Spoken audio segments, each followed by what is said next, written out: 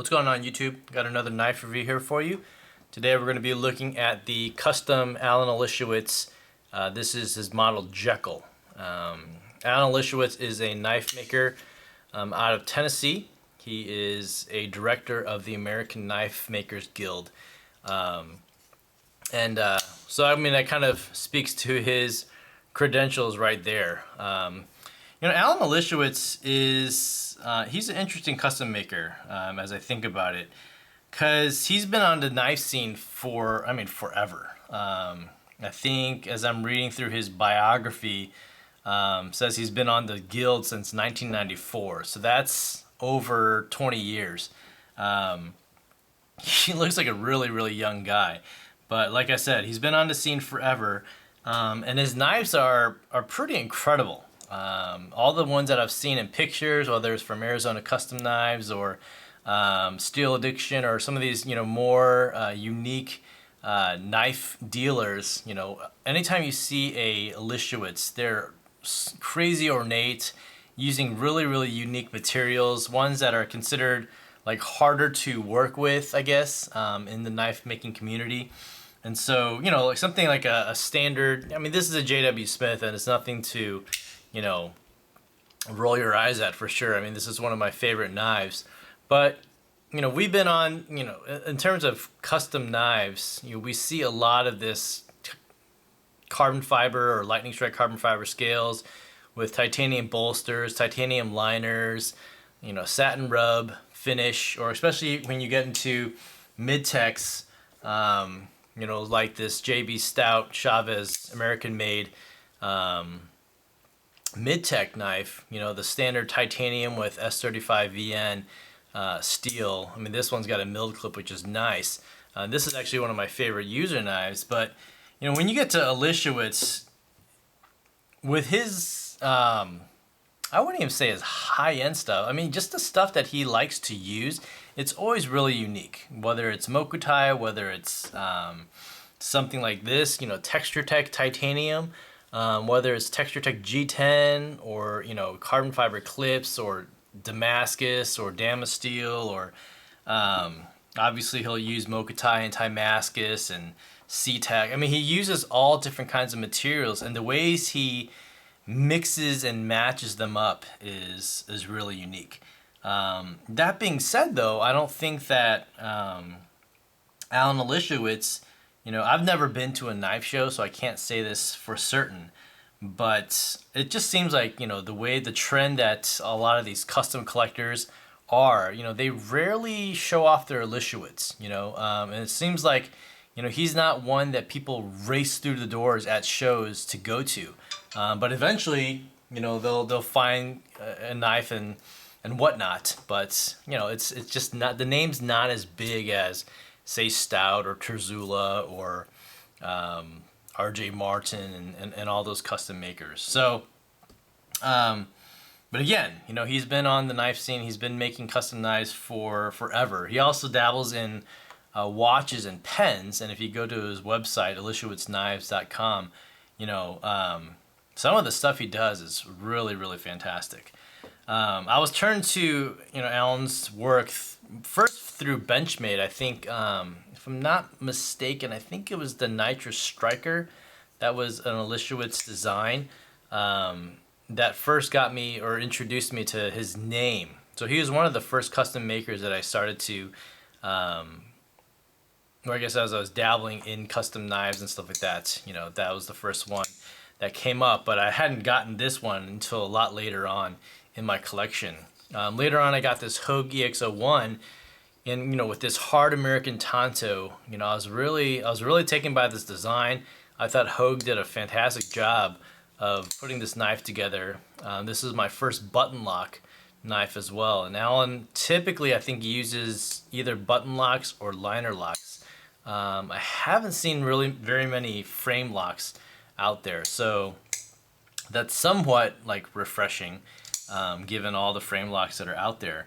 But this Hogue EX01 and then this Hogue EX02, this was based off his tank model. Again, pretty unique design. This is like a standard drop point blade. It's got this can't remember what this G10 was called, multi-layered G10. I did a review on this a while back. Not my favorite knife, but again, it's just tribute to Alan's unique designs. And so when I had the chance to get this custom, I really jumped at it because the price was pretty favorable. When this one was up for sale, at first it was this standard carbon fiber clip with the Texture Tech G10. It was all black Texture Tech titanium bolsters, and then the liners at the time were silver, and then you had the boomerang, Chad Nichols boomerang Damascus, which is absolutely beautiful. You see on the blade it's a triple grind from the swedge, and then a hollow grind in the middle right here, and then a flat grind at the bottom here. Might be a hollow grind, but I think it's a flat grind to a really, really thin edge. And then the satins, you can see those lines in the reflection of the light there, maybe in this angle, where that Damascus contrasts. So pretty awesome blade. And then on the other side here, you got single thumb stud, kind of like a geared thumb stud, and then Alan's most of his custom knives have that little gold emblem, which shows his logo on there. So, when I got that, I really didn't like the way that the black Texture Tech, in general, I'm not a big fan of Texture Tech, but that's what I'm saying, it's just really unique. I mean, this Texture Tech looks like it's kind of a virus, and this one looks like it has boils or whatever. I think it's from AKS, Alpha Knife Supply. But after I got it, I was debating whether or not I was going to sell it, and then I decided, I think I'm going to customize it to give it a little bit more flavor. So I ended up taking off the bolsters and rubbing this with, I think some Scotch-Brite is what I did. So it kind of became silver, and then I anodized it gold to give it a little bit more contrast. And I really like the way it contrasts against the black G10 Texture Tech here. And then with the liners, when I took them down, I ended up anodizing them this kind of purplish blue. So again, just gives it a lot more flavor, a lot more contrast in the knife. Inside, it's running on Teflon washers, some large Teflon washers. And when I first got the knife, it was really tight. It was hard to flick out. And after kind of opening it, actuating the lock over and over, I mean, no stick, it's a rock solid lockup, no side to side, no up and down play at all. This thing smoothed out so well. You can just see if you barely shake it and it falls down. Again, Damascus blade, so it's running on that detent. You can't feel any of the transitions of those lines in the Damascus, and it's just the effortless thumb stud opening. It is a 4-inch blade, so it's a pretty large knife. I mean, ergonomics are great in terms of this rounded handle and all those things. It's got some jimping up top here, unique jimping, and then it's kind of nested inside the bolsters, but it still grips your hand. Even on the back, you've got some jimping. So it's a very ornamental knife, yet with all those jimps on there. A large knife in the pocket.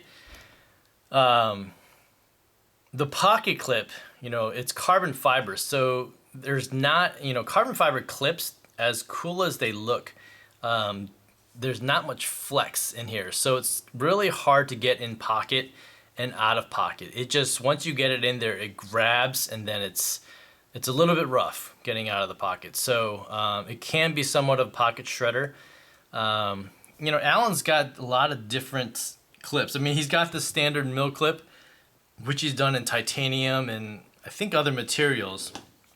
But he also has this clip, which, on the Hoagie X02, which is one that stands on pillars, a little reminiscent of like Todd Begg's Bodega, but with this kind of spring clip on top, which I really, really like. Because it's not that standard looking spring clip. When it sits on the pillars, I really like that look. Again, like the Bodega. Well, that was a terrible flip. But the way it sits off those little pillars or standoffs, if you will, I just like the feel and look of that kind of pocket clip. So that's one thing I wish Alan would have done for this particular knife. And you know, his Jekylls, there's no standard Jekyll. You know, I feel like every single knife that I've seen from his shop is different. Whether it's different materials, different anodizing, different Damascus, and whatnot. And so, you know, sometimes I think Jekylls will have different kinds of clips and whatnot, and his tanks are the same as well. So just a quick size comparison to these other knives here. I brought the Lion Steel out just because it's my only other Damascus knife. I have a Damasteel one in this Michael Raymond Estrella. But just the contrast in the Chad Nichols Damascus is really breathtaking. But you can see the size of the Jekyll is really similar to a Bodega, essentially. Again, 4-inch blade, so it's slightly longer than a Bodega, but the overall length at 9 inches is about the same. So there's the Lion Steel SR1, and then there you have it against the Sebenza Large 21.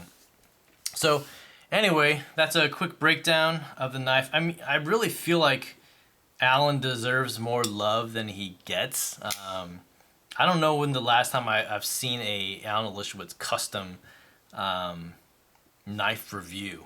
So, you know, everything that's out there is, you know, the newest Terzula or the newest, not knocking them because they're awesome, but, you know, the newest Stout or the newest Mosier and things like that. And, you know, for sure, Terzula has been in the business for a long time, but Alan Elishewitz has been there forever. And so I think his stuff is worth checking out. If you go on Arizona Custom Knife, I mean, there are just so many different models of knives. It's almost impossible to keep up. And maybe that's one of the things about, you know, Elishewitz. It's just hard to follow because there's so many different models. But I mean, he again, I don't feel like he's afraid of doing new things or trying new things, trying new materials and or new methods of grinding or building knives and stuff like that. So that's really cool, in my opinion, you know, in terms of knife makers. So anyway, that's my take on the Alan Elishewitz custom Jekyll. Let me know what you guys think in the comments down below. As always, thanks for watching, and I'll see you guys on the next one. Take care. Bye.